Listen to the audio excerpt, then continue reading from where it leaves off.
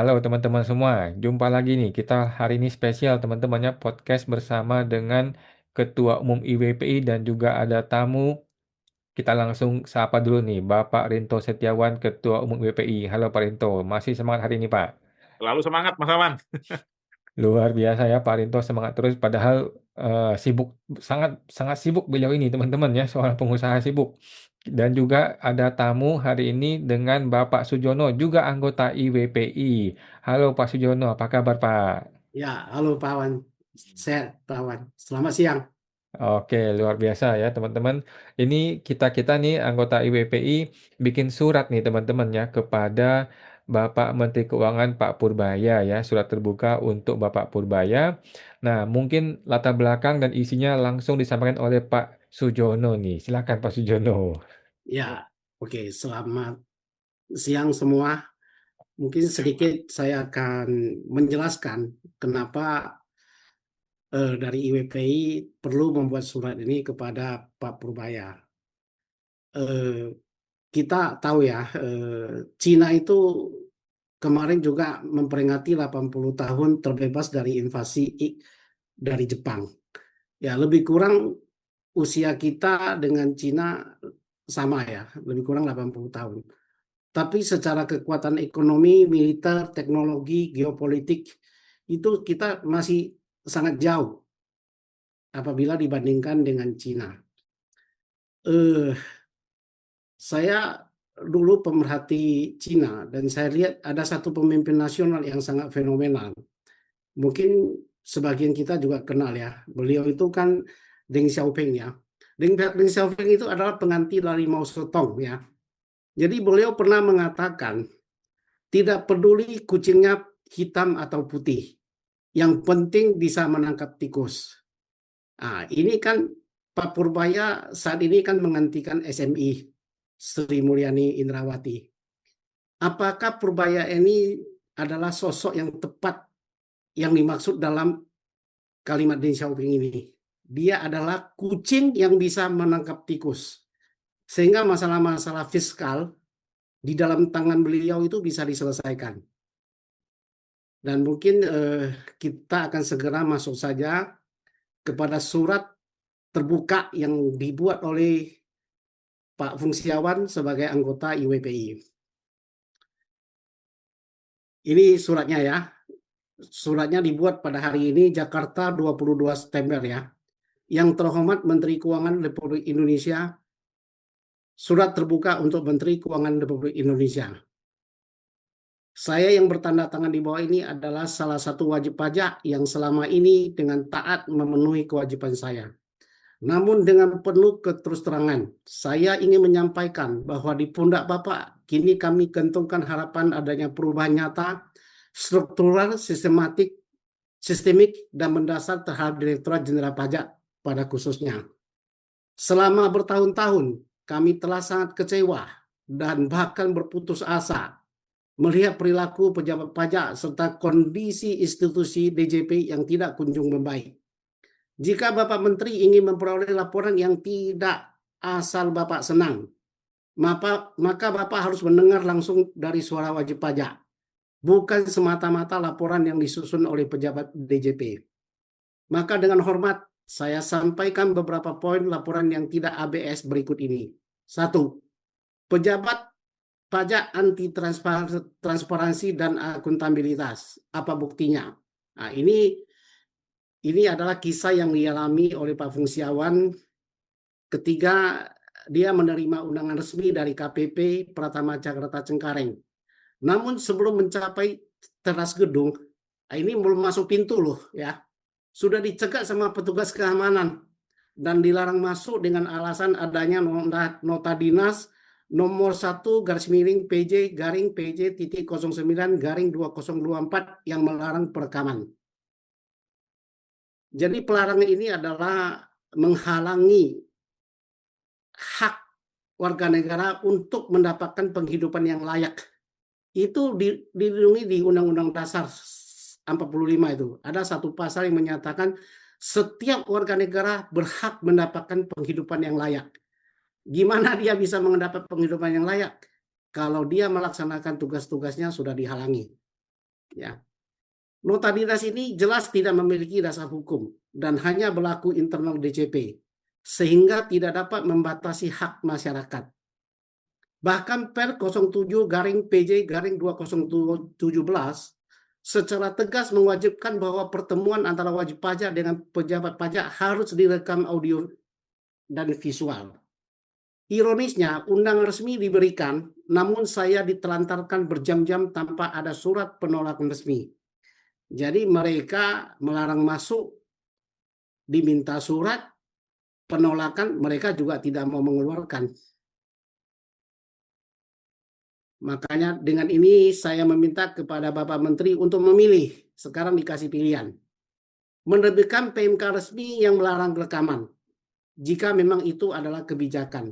Atau memerintahkan DJP mencabut nota dinas ND1-PJ-PJ-09-2024 agar tidak lagi dijadikan tameng bagi dugaan pemerasan dan praktik koruptif. Karena kalau di nota dinas ini tidak dicabut, masyarakat akan mempersepsikan ini akan digunakan sebagai praktik pemerasan dan praktik koruptif.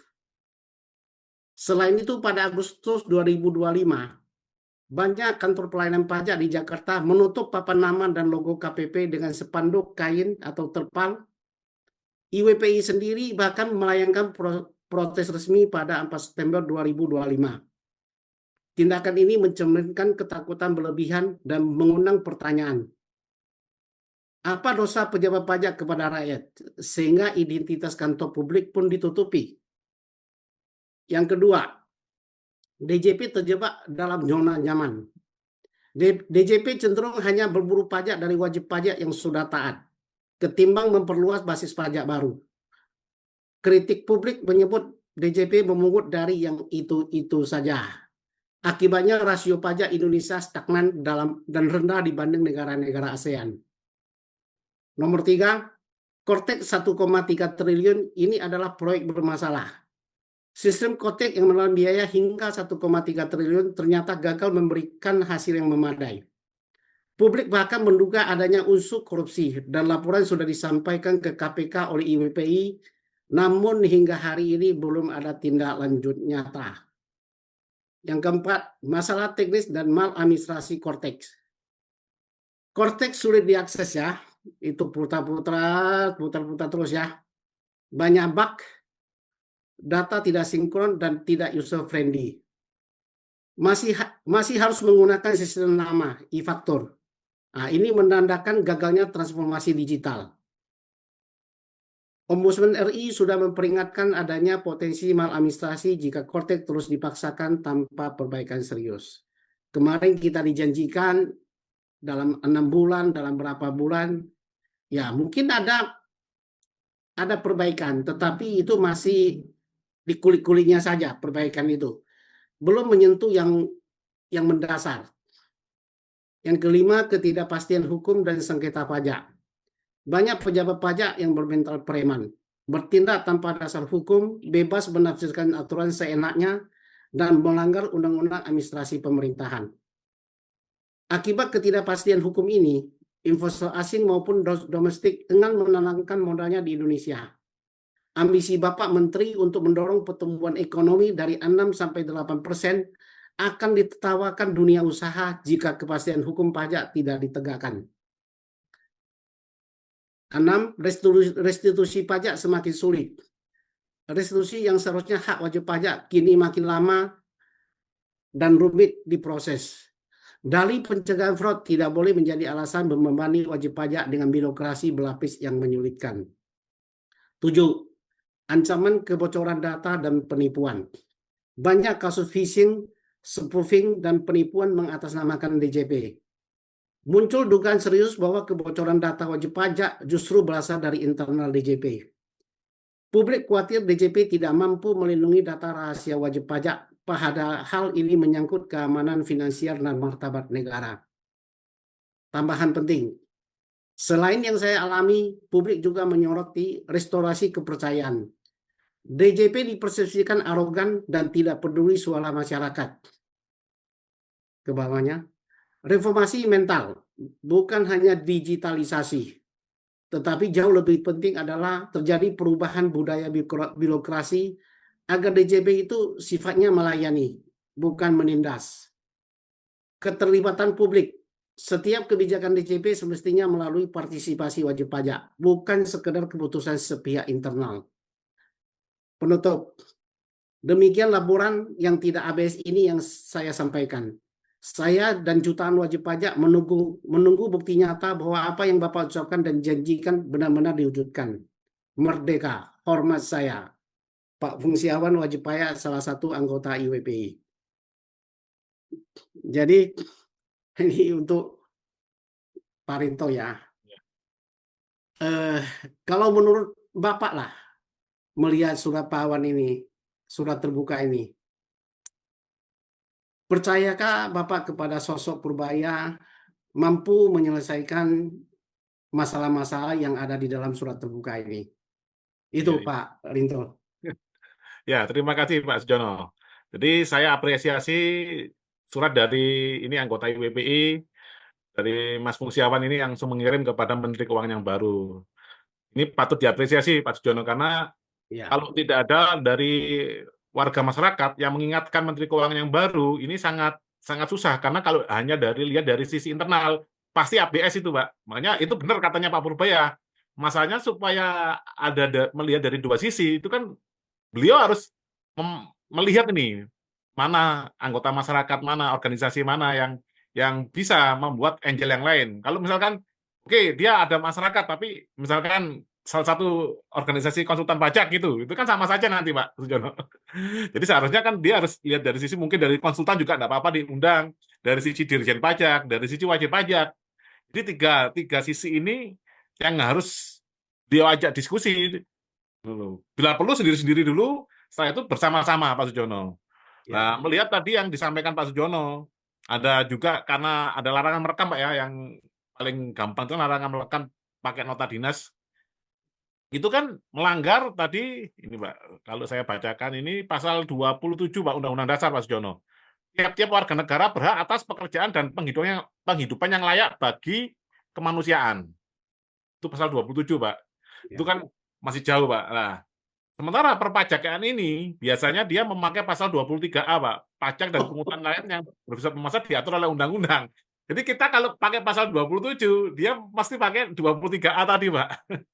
Akhirnya kalau kita sebagai warga masyarakat, saya pakainya pasal 1 ayat 3 Undang-Undang Dasar Indonesia Negara Hukum, dan pasal 1 ayat 2, yaitu rakyat adalah apa? Kedaulatan ada di tangan rakyat dijalankan oleh Undang-Undang Dasar. Nanti kita lari lagi ke pembukaan Undang-Undang Dasar, bahwa tujuan bernegara kita adalah mewujudkan kesejahteraan umum dan mewujudkan keadilan sosial. Seperti itu Pak Sujono. Jadi kalau saya disuruh memprediksi apakah Pak Purbaya mampu menyelesaikan masalah bangsa ini, kalau dari sisi keuangan saja, itu seharusnya beliau minimal menyelesaikan masalah perpajakan dan biaya cukai dulu, Pak Sujono. Kalau mau menyelesaikan masalah nasional, bukan kapabilitasnya beliau ya, sebagai ya. Menteri Keuangan. Karena kan kalau mau menyelesaikan seluruh masalah bangsa, ini ada birokrasi di bidang perdagangan, perindustrian, pertanian, itu kan divisinya apa bidang dari menteri yang lain, itu Pak Sujono. Ya, ya, Jadi ya. sistem ketatanegaraan kita ini memengaruhi kebijakan-kebijakan yang diambil oleh menteri-menteri sekarang, Pak Sujono. Ya, ya, oke. Ya, terima kasih Pak Rinto pencerahannya. Memang beliau kan hanya punya kewenangan di fiskal ya. Lain-lain kan beliau nggak punya kewenangan. Moneter aja beliau nggak punya kewenangan. Kalau moneter itu kan ada di bawah Gubernur Bank Indonesia, kebijakan moneter. Nah, mungkin sekarang saya kembali ke Pak Awan. Laporan asal Bapak tidak senang. Beliau kan mengatakan ini pelan-pelan, ya pelan-pelan ini laporan ABS ini akan kita hilangkan. Ini saya ada satu cerita. Nanti mungkin Pak Awan bisa melihat dari cerita saya. Pada tahun 1978, Deng Xiaoping mengunjungi Jepang. Oktober 78, Deng Xiaoping mengunjungi Jepang. Dia dari Tokyo menuju Osaka menggunakan Shinkansen. Ya, Shinkansen itu apa? Kereta cepat ya. Dan waktu itu tahun 78 itu Cina baru mengalami satu masa di mana mereka itu rakyatnya itu mati kelaparan itu. 30 juta rakyat Cina itu mati kelaparan karena program politik dari Mao Zedong ya. Lalu sesampai di stasiun Osaka, dia sepanjang jalan itu beliau itu diam aja. Dia tidak mengeluarkan satu kata apapun. Tetapi sampai di Osaka, dia mengeluarkan satu statement. Dia bilang begini, Cina tidak lagi bisa berlari mengejar Jepang. Cina kalau melampaui Jepang, Cina ini harus terbang katanya. Ya, dia malah mengatakan kepada birokrasi anak buah dia, kita kalau ingin mengalahkan Jepang, kita harus terbang, bukan berlari. Nah, sekarang saya balik kepada Pak Wan. Ini Pak Purbaya, laporan ini baru semacam teknis apa? Semacam perbaikan teknis yang sangat sangat dikulik ya. Laporan asal Bapak senang. Ini kan remeh-temeh punya, urusan remeh-temeh ya. Nah, urusan remeh-temeh pun beliau mengatakan pelan-pelan akan hilangkan. Nah, kira-kira kalau saya memberikan dua perbedaan itu, bagaimana pandangan Pak Awan? Silakan Pak Awan. Ya, kalau menurut saya memang penuh tantangan ya Pak Purbaya ini ya. Dia kalau mau memperbaiki negara ini ya tentu saja tidak segampang dia asal ngomong aja. Kalau kita lihat di negara manapun, kalau mau memperbaiki negara dari yang jatuh mau dinaikin, selalu dimulai dari hukum. Selalu dimulai dari pemberantasan hukum. Sementara Pak Purbaya bukan orang hukum. Dan dia rasa-rasanya sih tidak punya kemampuan untuk menceramahi Menteri Hukum dan para hakim-hakim ya. Nah, kalau saya lihat memang agak tantangan ini Pak. Pak Rudolf. Padahal ini masalahnya. Padahal Kementerian Keuangan punya ini hakim-hakim pengadilan pajak, Mas. Itu kan di bawah Kementerian Keuangan. Minimal kan dia bisa menceramai itu tadi. Hakim-hakim Oh, pengadilan pajak. ya, boleh juga tuh ya kalau dia menceramai para hakim-hakim di pengadilan pajak ya. Tapi hakim-hakim nanti Kan itu bilang, dulu, Mas. Karena gimana itu Pak? di bawahnya langsung. Di bawahnya Menteri Keuangan, Mas. Pembinaan Betul, organisasinya. betul. Oke, saya kemarin melihat satu video Pak Awan. Saya rasa video itu benar.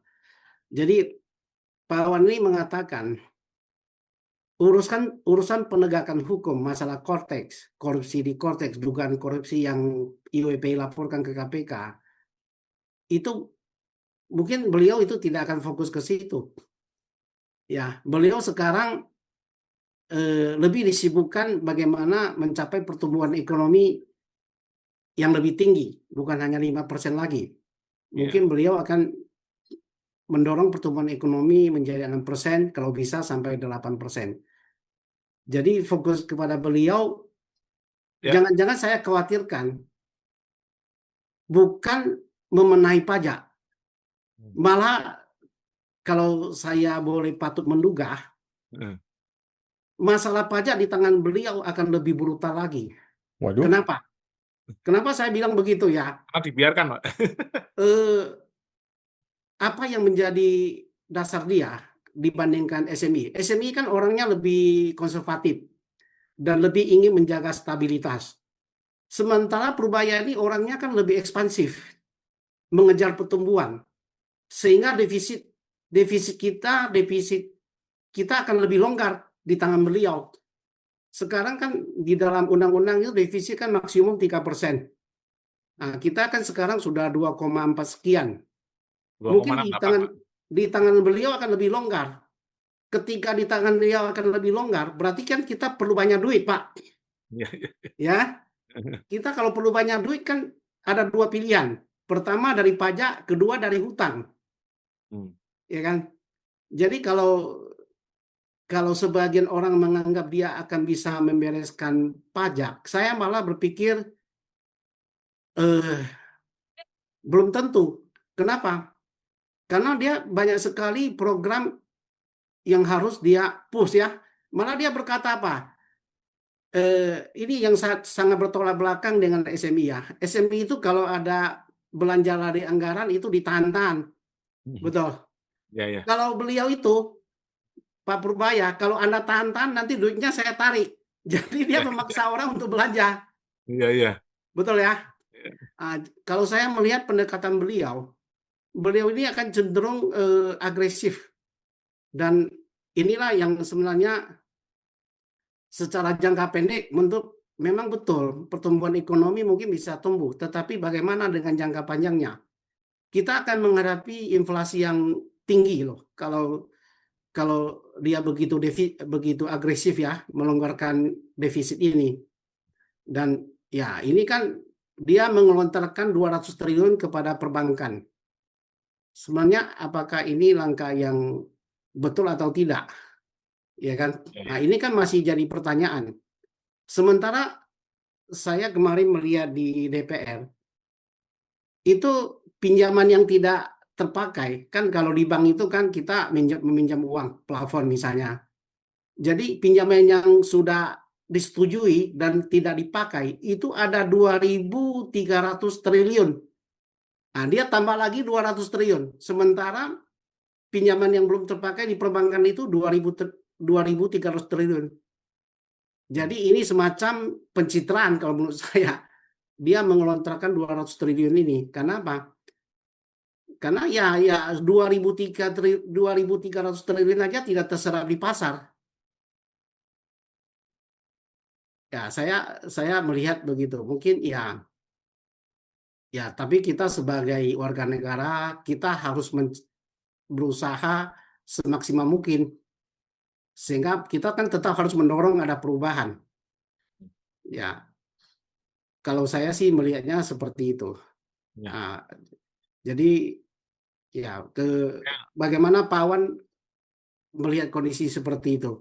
Karena kan ini kan kita dipimpin seorang menteri yang kebijakan fiskalnya kan begitu longgar. Dia begitu agresif untuk mendorong pertumbuhan. Ini Ya. si malakama menurut saya. Ya, setuju sih Pak ya. Saya juga merasa kita juga perlu was-was ya. Jangan sampai dia awalnya awalnya memihak rakyat, tetapi justru malah dia menghantam kita semua ketika masuk ke dunia pajak ya. Bukannya membaik, malah pajak jadi ugal-ugalan. Itu juga kita khawatir ya. Karena ini Pak ya, defisitnya tadi tinggi Mas ya. Iya, karena gini, kenapa kita juga harus bertanya kan, kenapa Presiden Prabowo memilih dia, ya kan? Karena kan Presiden Prabowo punya ambisi untuk membiayai program-program dia. Mungkin saya akan percaya kepada beliau ketika beliau berani menyetop program-program presiden yang tidak efisien dan efektif. Apa buktinya? Itu dua yang mungkin saya soroti. Pertama, program MBG, ya. Makan Begiji Beguna ini kan ternyata kan banyak proyek fiktifnya. Ada 5.000 katanya titik yang itu bodong ya.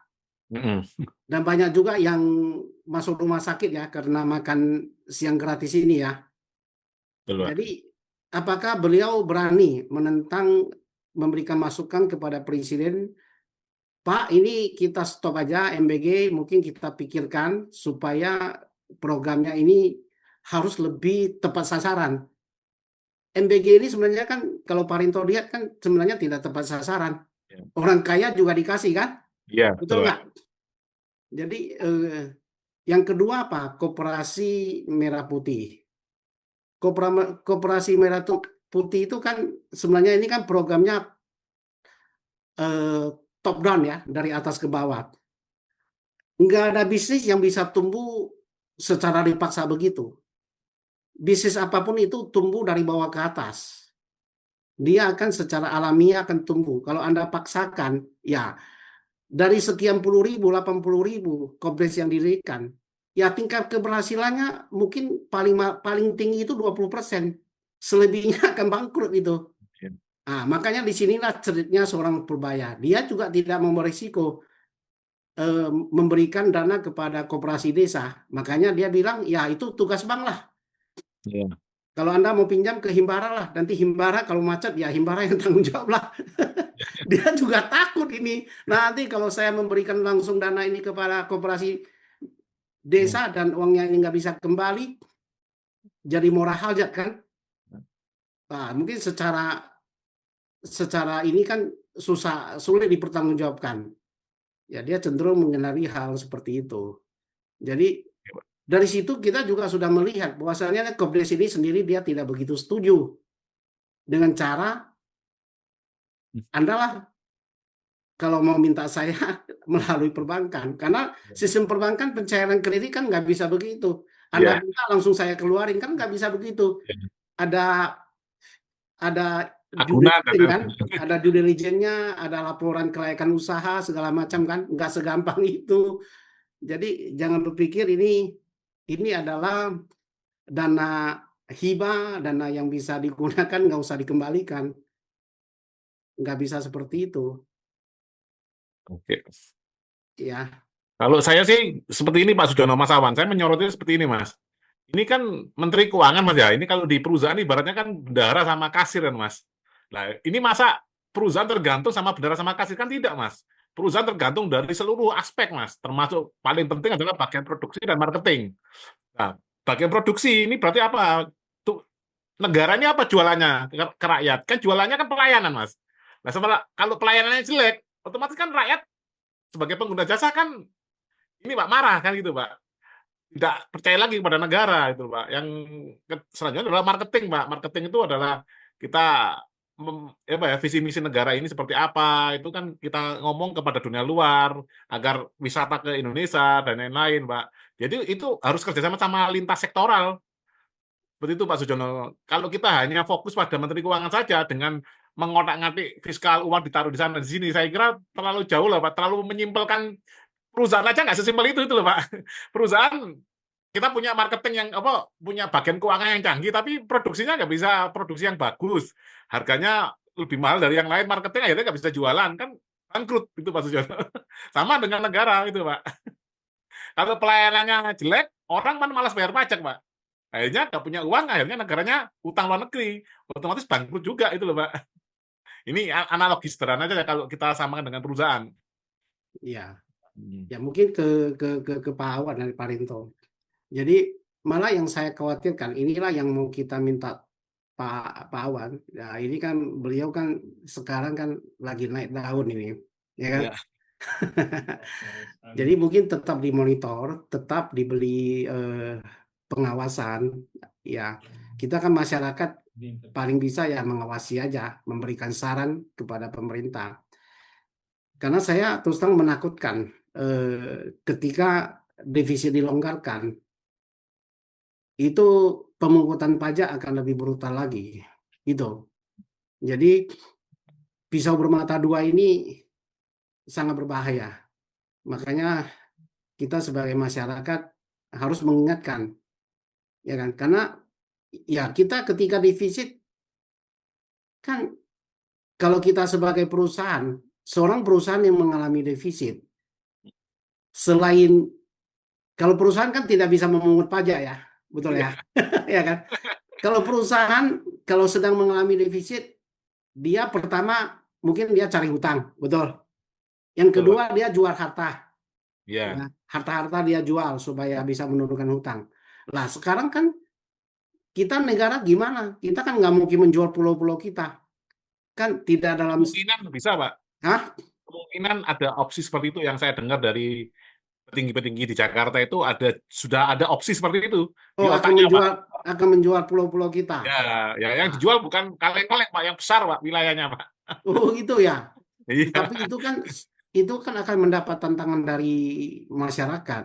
Resistensi masyarakat itu akan ribut kan? Ya Jadi kan masalahnya kan mereka menganggap bahwa wakil-wakil itu yang di DPR itu aja sih, Pak. Rakyat kan sudah mencoblos wakilnya, jadi nggak peduli gitu loh, Pak, ribut apa enggak. Itu yang kan ributnya nanti, Pak, kan dijual dulu baru nanti ributnya belakangan. Biasanya kan seperti itu, Pak.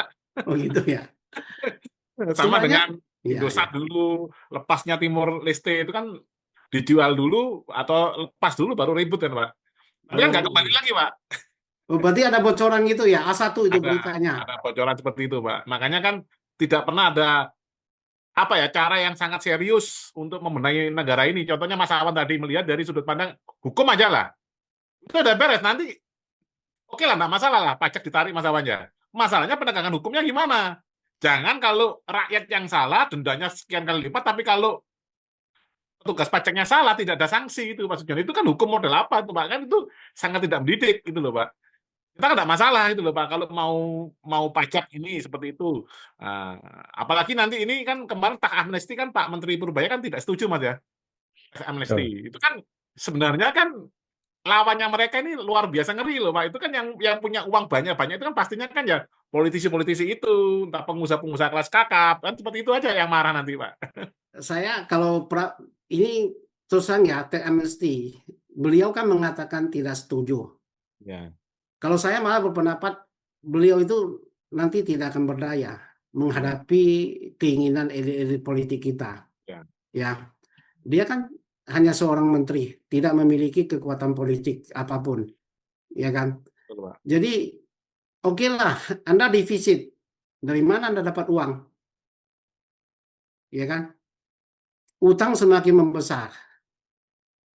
Ya, mungkin ya bukan frasa teks amnesti yang akan dipakai. Mungkin dipakai istilah lain, tetapi ya buntut-buntutnya ya tetap begitu. Bahasanya diperhalus. Tapi saya sebenarnya setuju juga sih Pak kalau jangan langsung amnesti. Yang pertama tuh harus disederhanakan dulu aturannya, Pak. Dibenahi dulu peraturan perpajakannya, Pak. Barulah diadakan tax amnesti. Baru sekali itu aja, Pak. Kalau sekarang ini kan peraturannya kan nggak karu-karuan ini, Pak. Saling tumpang tindih itu, Pak Sujono. Nah, Nah, kalau sebenarnya Bapak bicara aturan harus disederhanakan, sekarang kita sudah menang kusut. Kita ini, mau mulai dari nah, ya, mana? maksudnya sebenarnya itu tax amnesti itu nggak masalah, tapi harus disederhanakan dulu biar nanti ke depan itu lebih lebih gampang gitu, Pak. Kalau sekarang tax amnesti memang nanti akan ada tax amnesti lagi itu, Pak. Nggak jelas kapan titik temunya itu, Pak.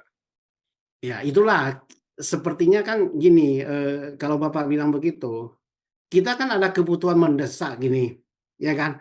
Kalau Bapak bilang menyederhanakan aturan, itu mungkin butuh bertahun-tahun.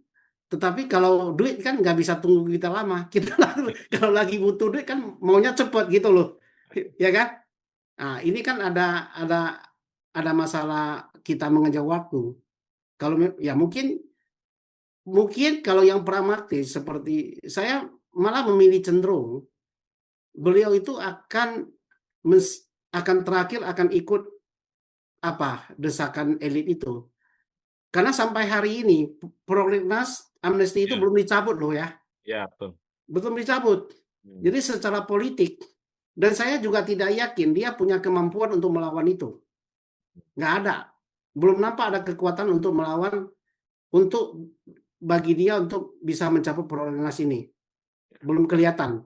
Dan mungkin dia mau amnesti, tetapi mungkin dicarilah istilah yang lebih halus supaya apa? Ya supaya semua pihak bisa senang-senang menerima program ini. Jadi supaya banyak yang tidak protes. Nah, ini kan beliau ini kan termasuk jago pencitraan juga kan kalau kita melihat kan selama 12 hari ini kan ya dia adalah teknokrat yang politis kalau menurut saya ya. Ya. Kalau Sri itu kan memang lebih murni teknokrat.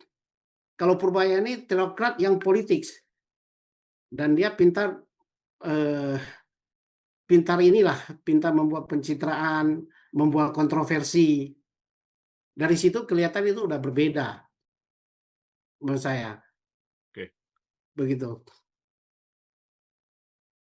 Oke, siap. Luar biasa. Terima kasih Pak Rinto, terima kasih Pak Sujono. Ini teman-teman dari IWPI, kita bergerak terus ya teman-teman. Kita terus mengingatkan ke Pak Purbaya ya, mengingatkan dan mengawal jangan sampai dia jatuh ke lubang yang berbahaya ya. Intinya kalau saya sih masih tetap mengejar mengenai larangan merekam. Kalau emang mau dibikin kebijakan ya dibikin aja PMK-nya larangan merekam. Jadi kita tinggal bagi-bagi duit di kantor pajak kan. Kalau enggak ya udah cabut nota dinasnya gitu. Ya, ya. Betul, Oke, Mas. Mungkin baik. pesan saya, Paling gampang itu dulu, Mas ya, Awan. ya, betul, betul. Betul, itu komitmennya. Ya, mungkin ini kan bagi penonton ini, ya kalau bisa video ini disebarluaskan, berikan kepada komentar ya, sehingga video ini bisa sampai ke telinga beliau. Ya, kalau mana tahu IWP ini bisa diundang, akun Pajak Smart bisa diundang oleh beliau untuk memberikan masukan. Kenapa? Karena kita ini orang-orang yang sehari-hari ini kan sering berhubungan dengan mereka. Iya. Jadi kalau kita menilai, mungkin kita bisa memberikan dari sudut pandang yang berbeda. Ya, itu mungkin masukan saya kepada ini. Jadi tolong Anda memberikan komen di video kita ini. Oke, siap. Thank you Pak Sujono, thank you Pak Rinto. Teman-teman juga silakan berkomentar ya. Kita nantikan bagaimana respon Pak Purbaya sehubungan dengan surat kita. Mudah-mudahan direspon ya, nggak seperti menteri sebelumnya yang buta dan tuli. Baik, terima kasih Pak Rinto. Waktunya, terima kasih Pak Mas, Sujono. Kita ketemu lagi di Ya, podcast berikutnya Pak. Terima kasih Pak. oke, Mari. sama. sama-sama. Mari.